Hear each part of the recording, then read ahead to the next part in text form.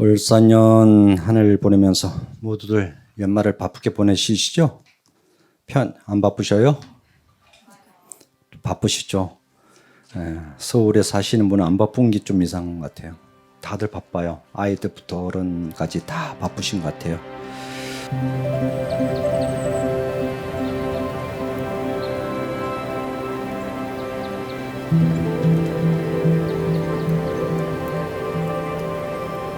저 역시 요즘 하루하루가 24시가 부족할 정도로 굉장히 빠듯한 날날을 보내고 있습니다. 다가오는 성탄절을 맞이해서 성북동에 같이 살고 있는 이웃종교, 성당, 그리고 수도원, 교회, 여기 위에 이제 성가정 200원까지 찾아뵙고 성탄절을 맞이해서 꽃을 들고 가서 축하드리고 인사를 어제까지 했습니다. 어제 저녁에는 또 이 길상사 도량에서 성북구 사업연합회 송년 법회를 했습니다. 어제 밤늦게까지 행사를 했습니다. 밤늦게까지 스케줄이 바빴어요. 하루 종일. 제가 이제 여기 오기 전까지는 불이라면서 비교적 여유롭게 시간을 부리면서 지내다가 다시 길상사 와가지고 하루하루 일정을 소화하는 것이 벅찰 정도로 바빠요. 그래서 이 소임을 맡았으니까 이 책임을 다하는 것이 저 수행의 목이라 생각하고 고단함 속에서도 또 감사함으로 여러분한테 감사한 마음으로 수임을 보고 있습니다. 여러분이 이제 일주만 들어오시다 보면은 길가에 성탄절 현수막 보셨어요? 아기 예수님의 탄생을 축하합니다. 이 현수막은 길상사부터 시작됐습니다. 1998년도에 현수막을 달아줬는데 그 당시만 해도 아주 생소했어요. 이런 없었는데 지금은 여기저기 현수막을 달아주는 것이 아니라 보편화되었습니다. 그전에는 아주 9시 뉴스에 나올 정도로 파격적이었어요. 그리고 나선 이번에는 여러분 밤에 안 오셔서 모르시겠는데 길상사 입구에 보면 소나무 있잖아요. 소나무에도 불을 밝히고 있습니다. 반짝반짝 크리스마스 추리처럼. 이렇듯 이제 우리가 이웃 종교 함께 합니다.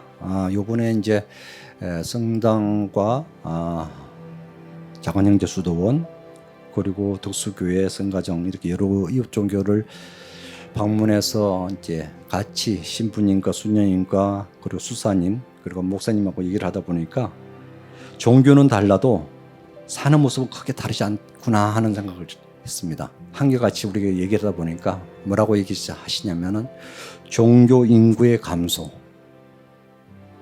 그리고 신앙의 변화 안 모인대요. 모이질 않는데요. 오늘은 참 많이 오셨습니다. 우리 주하루인데. 그리고 이제 가장 중요한 건 성직자의 감소 출가자가 없다는 겁니다. 특히 수녀님은 더하대요. 심각할 정도로 속된 말로 수입할 정도로 이것이 이제 그 이웃 종교의 문제가 아니라 우리 불교도 마찬가지입니다. 이것은 어찌 보면은 모양은 달라도 속은 거의 비슷하다는 얘기입니다. 모두가 비슷한 고뇌 속에서 같은 시대를 같이 살아가고 있는 종교의 모습입니다. 이렇듯 우리는 지구라는 큰 별에서 보면은 아주 작은 나라, 한국이라는 작은 땅에서 각기 다른 종교 옷을 입고 살아가고 있지만은 결국 같은 고민, 같은 삶을 살고 있습니다. 어찌 보면은 세상의 고뇌보다 성직자들이 더 많은 고뇌를 짊어지고 사는 것이 아닌가 싶습니다. 그런 생각을 하면서 불교에서는 이런 얘기합니다. 부처와 중생은 둘이 아니라고 말합니다. 중생이 괴로우면은 부처 동안 괴로움 속에 살 수밖에 없습니다. 중생밖에 부처가 있고 부처밖에 중생이 있는 것이 아니기 때문입니다. 우리는 한 몸에 두 모습을 갖고 있습니다. 그러기에 세상의 일은 결코 남의 일이 될 수가 없고 성직자의 그 아픔은 먼저 끌어안고 사는 존재이기도 인지도 모릅니다. 우리 불자 여러분, 세상은 무엇으로 돌아간다고 생각하십니까? 제일 먼저 얘기하면 먹고 사는 문제라고 얘기할 것입니다. 먹고 사는 문제가 무엇이죠? 경제예요, 경제. 안 그래요? 사는 데는 경제적인 뒷받침이 없으면 살기 어렵다고 우리 표현합니다. 그렇다면 경제가 좋아지면은 우리 삶은 정말 풍요로워질까요? 경제가 좋아지면 풍요로워질까요? 물론 그렇게 풍요로워진다고 말씀할 수도 있겠습니다. 그러나 우리들의 삶이 풍요로운 만큼 마음이 그만큼 풍요로워질까요? 경제가 좋으면은 삶은 분명히 편리해집니다. 그렇죠? 그러면은 그 마음은 평안해지냐 이거지. 편리한 만큼 마음은 평안해졌냐 이거죠. 물질 문명은 발달했지만 몸의 건강은 어땠습니까? 예전만 못해요. 정신 건강 또한 그렇지 못합니다. 인정하십니까? 왜 경제적으로 다 좋은데 몸, 정신 건강은 안 좋아질까요? 편리해지고 다 좋아졌는데, 그리고 반대로 경제적으로 잘 사는 만큼 어떻습니까? 만족도는 오히려 줄어듭니다.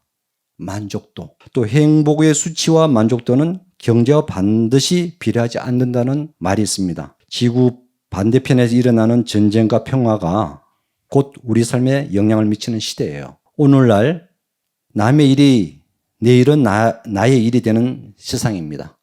그렇지 않던가요? 우리는 함께 숨쉬며 살아가고 있습니다.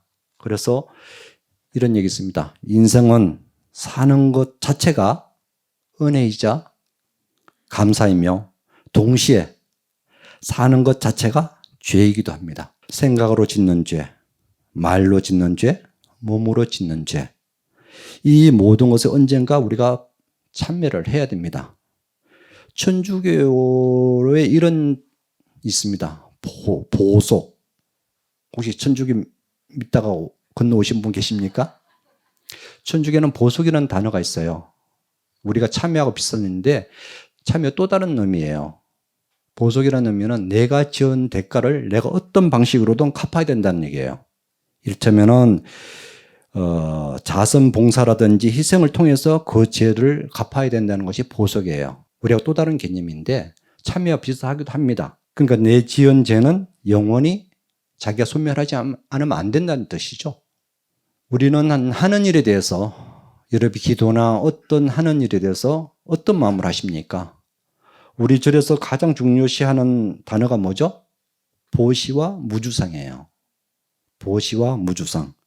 보시를 하되 그럼 어떤 식으로 하라는 표현하십니까? 무주상, 상에 집착하지 말고 보시를 하라, 이렇게 표현합니다. 어떤 일을 하더라도 무주상을 하는 것이 하면서도 칭찬을 받아야 합니다. 그러면 무주상이 아닌 것이 되어버리죠. 칭찬을 요구하는 거니까요. 심지어 우리 하는 일보다 큰 보상을 원하기도 합니다. 내가 이만큼 했는데 더 많은 칭찬과 보상을 바라기도 합니다. 이것을 아셔야 합니다. 칭찬을 받으면 기쁘지만은 그 기쁨만큼 나의 공덕은 줄어든다는 사실을.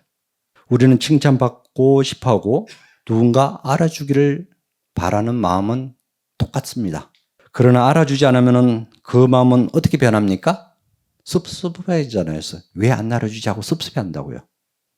섭섭해하면서 마음이 속상하기 시작합니다. 그래서 봉사를 할까 말까 갈등하게 되죠. 그것이 우리의 중생심입니다. 진정한 봉사는 칭찬을 받기 위해서 하는 것이 아닙니다. 내가 흘린 땀방울 하나가 누군가에게는 달콤한 꿀물이 되고 또 누군가에게는 세상을 습기지 않게 하는 소금물이 되며 탁한 마음을 씻어주는 정화수와 같은 수정물이 되기도 합니다. 그것이면 충분합니다. 그렇다면 불교에서 말하는 삶, 우리는 어떤 삶을 살아야 할 것인가? 세상을 삶은 삶을 보면 불교, 기독교, 천주교, 다른 종교는 별반 다르지 않습니다. 그러나 우리 불교에서 말하는 삶은 어떻게 살아야 할 것인가? 여러분이 그것을 명심하고 실천해야 될 부분이라 생각합니다. 각자가 어떻게 살아갈 것인가? 그것은 어떻게 삶에 따라서 삶의 질과 깊이, 행복의 크기는 전혀 달라집니다. 어느 날 동자 스님이 큰 스님한테 찾아와서 묻습니다. 스님, 깨달음이란 무엇입니까? 이렇게 여쭤요. 우리 불자 여러분, 깨달음이 뭐죠? 다 깨달음이란 말을 하는데 진적 우리가 생각하는 깨달음은 무엇이냐고요? 깨달음이 뭐죠? 알아차림. 뭘 알아차릴까? 집착. 3분의 1을 맞췄습니다. 깨달음이라는 것은 특별한 사람만 닿는 신비한 경지가 아닙니다. 구름 위에 어디에 있는 이상형도 아니고요. 일상을 떠나야만 만나는 것도 아닙니다. 깨달음이란 것은 바로 지금 이 순간 우리 삶 한가운데 시작됩니다. 부처님이 말씀하신 깨달음이란 것은 어떤 것이냐? 마음을 괴롭히는 세 가지 독이 사라진 상태를 말합니다. 그게 뭡니까? 탐진치죠. 탐진치, 삼독을 말합니다. 끝없이 더 가지려는 욕망, 그리고 나와 내 것에 되달리는 집착, 그리고 모든 것이 변한다는 진실을 알지 못하는 무지, 이 세 가지가 우리의 삶을 무겁게 힘들게 하고 있습니다. 이 삼독이 사라질 때 사람은 비로소 알게 됩니다. 아, 이제 이렇게까지 애쓰며 살지 않아도 되는구나. 그걸 느낍니다. 그걸 언제 느끼죠? 죽을 때. 죽을 때 돼가지고 아동바동 살았는데 결국 이렇게 내가 죽는구나. 이렇게 느낀단 말이에요. 현실에서 느낀다면은 그렇게 아동바동 힘들게 안 해도 살도 되는데. 동의하십니까? 동의하시니까 실천하시면 돼요. 깨달음은 무언가 새로운 것을 얻는 것이 아니라 이미 괴로움이 사라졌음을 알아차리는 거예요. 또 그것을 느끼면서도 또 반복하는 것이 이제 그 무지거든요. 순간은 알아차렸어. 그것도 반복해. 이 중생심인데요. 깨달은 사람은 또 뭡니까?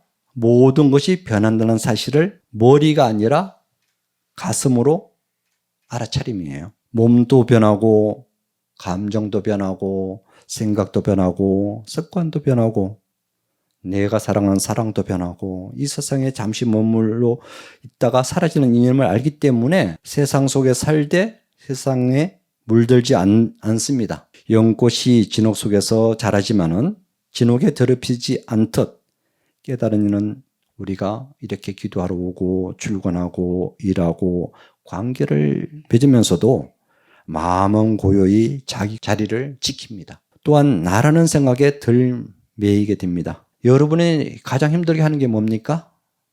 나라는 상. 여러분은 자존감으로 살아가요? 자존심으로 살아가요? 자존감하고 자존심은 분명히 다릅니다. 자존심은 비교를 통해서 남이 나를 약간 건드리면은 발끈하는 것이 자존심이에요. 조금만 건드리면 반응하는 것이 자존심이에요. 자존감은 건드려도 반응하지 않는 것이 자존감이에요. 그럼 비교 대상이 아니니까. 그러면 어떤 마음으로 살아갈 것인가? 끄떡하면 우리는 자존심 상했다고 표현하잖아요.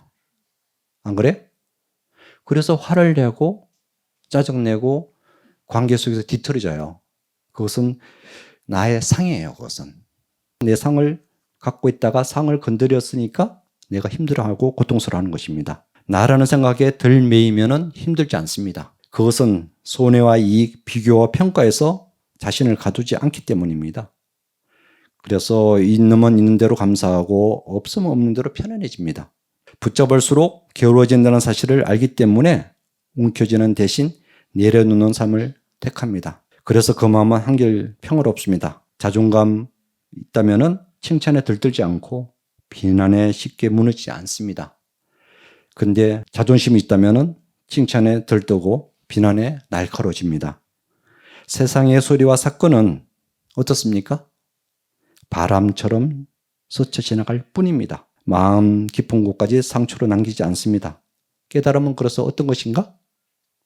삶을 떠난 자유가 아니라 상 가운데 자유를 누리는 것입니다. 그래서 지하철 안에서도 책상 앞에서도 저녁 식탁에서도 편안할 수 있는 그 마음이 어떤 마음입니까? 지나간 과거를 붙잡지 않고 그리고 다가올 미래를 두려워하지 않는 것. 지금 이 순간을 온전히 살아내는 그 힘, 그것이 깨달음이에요. 욕심내지 않아서 편안하고 집착하지 않아서 얽매이지 않고 지혜로워서 앞이 캄캄하지 않고 이 깨달음이라는 것은 우리 함께 있습니다. 그 장한 스님들처럼 수행해서 얻어지는 것이 않습니다. 어떻게 하면 깨달음을 얻을 것인가? 여러분의 아침에 일어나셔서 욕심을 조금 내려놓겠다고 다짐해 보십시오.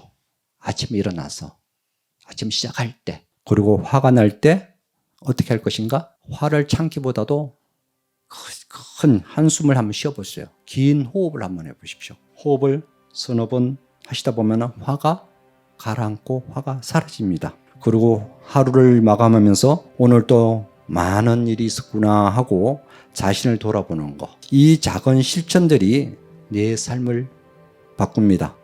마치 작은 물방울이 쉬지 않고 떨어지면은 마침내 돌을 뚫듯이 하루하루의 마음 씀씀이가 우리 삶을 깨달음으로 이끌어 갑니다. 깨달음이라는 것은 멀리 있지 않습니다. 이미 우리 마음속에 그 씨앗은 다 존재합니다. 조급해하지 말고 자신을 다그치지 말고 넘어지면 다시 일어서고 길을 잃었다 싶으면 다시 돌아오면 됩니다. 우리 불자님들은 이런 본문을 스님들로부터 많이 들으셨을 거예요.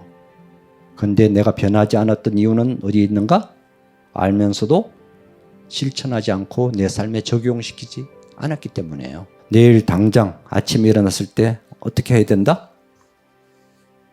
방금 이야기인데 생각이 안 나죠. 아침에 일어나서 한 생각이 일어날 때 욕심을 내려놔야겠다. 내가 일으키는 것이 욕심이구나. 힘든 게 있다면 내 집착하고 있구나. 그리고 이 세상은 다 변하는데 내가 뭘 그렇게 집착하고 있는가? 영원한 것이 없는데. 그리고 내가 영원히 가져갈 것도 없는데. 그렇지 않습니까? 내 거라고도 없는데 왜 나는 그것 때문에 힘들고 있는가? 그리고 나를 고통스럽게 하는 것이 무엇인가? 과거의 일들이에요. 미래의 일들이 아니라 과거의 일들이 나를 힘들게 해요. 미래는 근심이고요. 과거는 고통이에요. 고뇌예요. 과거 일 때문에 우리 힘들어하는 일이 더 많아요. 여러분 돌이켜보세요. 내일 때문에 힘든 게 아니라 어제 일 때문에 내가 힘들어하고 있어요. 근데 어제 일은 어떻게 됐습니까? 이미 지나갔어요. 돌이킬 수 없는 일들이에요. 그렇다면 앞으로 그런 일이 생겼을 때 어떻게 할 것인가 생각하셔야죠. 그게 지혜예요. 그러면 그 일을 다시 반복하지 않습니다. 반복하지 않는 것이 지혜예요. 마치 어린아이가 못 모르고 쇳덩이를 잡았다면 손을 대었을 거예요. 다음에는 쇳덩이 있다면 잡아야 됩니까? 안 잡아야 됩니까? 그게 지혜예요. 근데 무지 탐욕이 있다면 또 잡아요. 욕심이 앞을 가렸기 때문에. 옛날 그 지혜는 사라지고 욕심이 작동해버리는 것입니다. 그리고 또 돼요. 그것을 반복하는 것이 뭐다? 중생이에요. 지혜로운 사람은 어제 일을 다시 반복하지 않는 것입니다. 그리고 좋은 일은 거듭거듭 하는 것입니다. 그렇게 되면은 우리들 자신들이 스님만 부처가 되는 게 아니라 여러분이 부처가 될 수 있어요. 깨달음이라는 것은 어느 날 갑자기 주어지는 선물이 아니라 지금 이 순간을 어떻게 살아가냐에 따라서 조용히 자라나는 삶의 지혜입니다.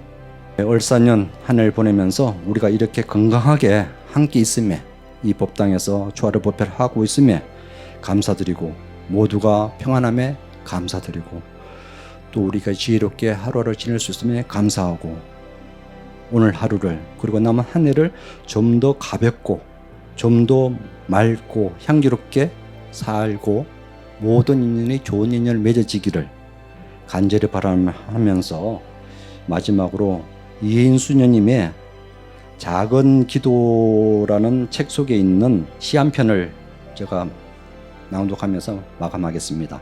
감사예찬이라는 시가 있습니다.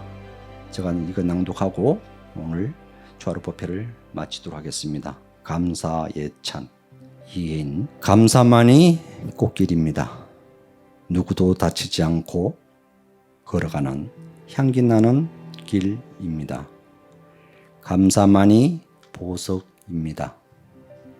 슬프고 힘들 때도 감사할 수 있으면 삶은 어느 순간 보석으로 빛납니다. 감사만이 기도입니다. 기도 한 줄 이어오지 못해도 그저 고맙다 고맙다 되풀이하다 보면 어느 날 삶 자체가 기도의 강으로 흘러 가만히 눈물 흘리는 자신을 보며 감동하게 됩니다. 올 한 해를 잘 마무리하시고 행복하시길 바랍니다. 감사합니다.